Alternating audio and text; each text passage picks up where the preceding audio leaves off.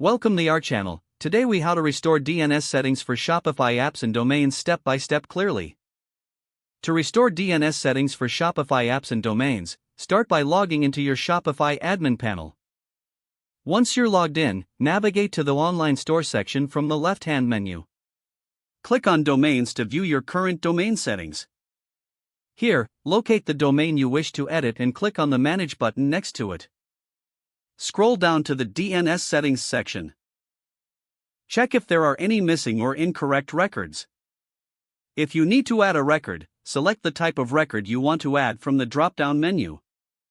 Common record types include records, name records, and TXT records. Enter the required information for the record according to your app or domain needs. Make sure to input the correct value for the record type you selected. For records, input the IP address your domain should point to. For name records, enter the subdomain link required by your app.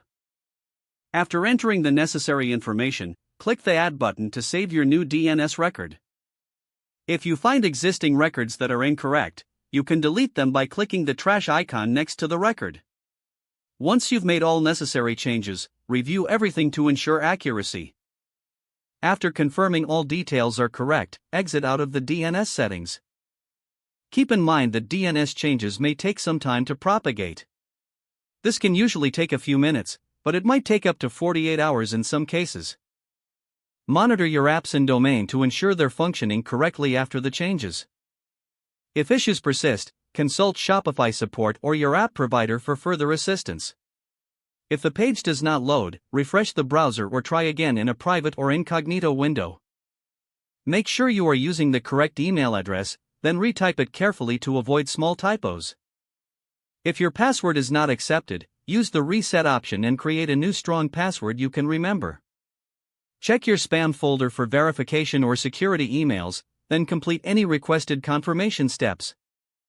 Enable two-factor authentication if available to improve account security and reduce unauthorized access risk.